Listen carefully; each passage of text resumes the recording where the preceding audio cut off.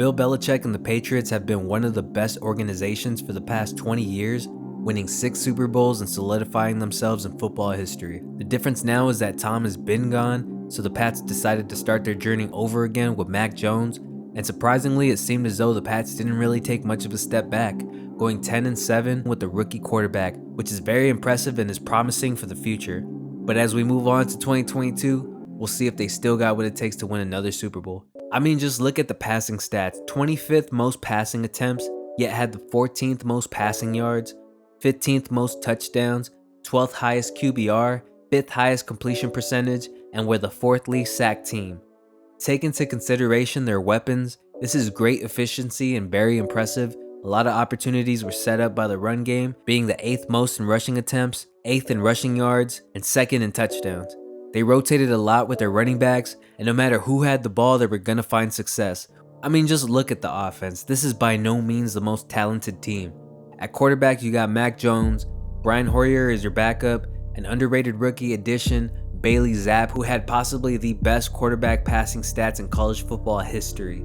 At running back, you still have Damian Harris, James White, and JJ Taylor. Ramondre Stevenson stepped up on the depth chart with Brandon Bolden and Devine Ezigbo gone. On the O-line, center Ted Karras and guard Shaq Mason moved on. The Pats added 4 rookies, but Cole Strange and Chasen Hines will be competing for the right guard spot. Besides that, you still have most of your starters. From what I know, 3 out of 5 are really good, and Mike Onwenu should have his best season this year. Looking at the tight ends, Hunter Henry, Jonnu Smith, and Devin Asiasi remain, and the receiver position has improved, with Devontae Parker and rookie with 4.3 speed Tyquan Thornton being added. No receivers from last year has left. You still have Kendrick Bourne, Jacoby Myers, Nelson Aguilar, and N'Keal Harry.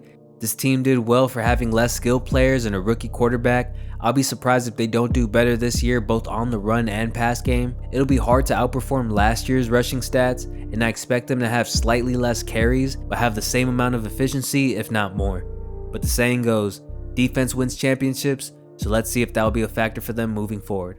Looking at the defensive stats, they are possibly the best defense next to Buffalo, averaging the least amount of points allowed, 2nd most interceptions, tied for the 3rd most takeaways, and 4th least total yards allowed, giving them an A+ rating. The problem moving forward is that they're losing a few starting veterans who've won Super Bowls with this team.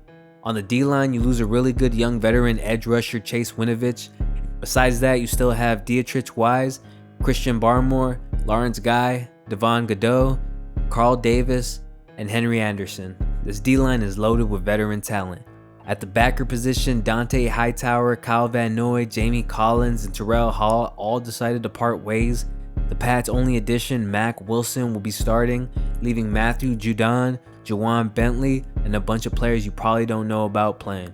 At corner, JC Jack said the Pats are whack and decided to go for LA, leaving the Patriots no choice but to add Terrence Mitchell, Malcolm Butler, and rookies Marcus and Jack Jones. You still have Jonathan Jones and Jalen Mills, who should also be starting. Now finally at safety, Devin McCourty, Adrian Phillips, and Kyle Duggar remain, with Jabril Peppers being their newest addition. He should be able to bring another factor inside the box that other safeties can't, so it'll be interesting how they use this dude in their packages. This team is talented and the coaching staff should be able to do its part, giving them the best opportunities possible. I was first concerned with the linebacker position, but seeing that they're still loaded at safety and added Jabril, I could see them playing a 3-3-5 or a 4-2-5, bringing down Jabril as a linebacker. This defense is so versatile, they could play in multiple formations and still be able to stop the run and pass. But I don't think they'll be as good at rushing the passer without a solid edge. I'm sure they'll be able to get an edge rusher in the near future, as they're starting to become more common, or maybe even Henry Anderson or Sam Roberts could be that guy. Overall, this team can make the playoffs. They could even upset some favorites. But to get a more accurate prediction, let's look at their schedule. Looking at the schedule, the NFL ranked this the 17th easiest, but in my opinion, for the Pats, this won't be easy. They only play 4 games against bottom 5 teams, being the Bears, Lions, and Jets, but even they have improved. Everyone else won't be so easy, and I see the Patriots going 8-9. However, knowing Bill Belichick, he is unpredictable and can find a way to win games, but we'll see what this team can do with the cards they're dealt. So Pats fans, let me know what you think about this team. Will they miss the playoffs again, or are they underrated? Let us know in the comment section below. By the way, if you bet on NFL games, click on the link below and visit thegridironbets.com. I go over all the research for each game so you don't have to. I also show you my picks and host a group chat for NFL bettors. giving you everything you need to have the best betting experience possible. It's convenient, it's free, and from what I've seen, there's nothing like it. With that being said, if you enjoyed my content, be sure to give me a like and subscribe, as it helps me beat this YouTube algorithm. That's it for this video. I'll catch you on the next one. Peace.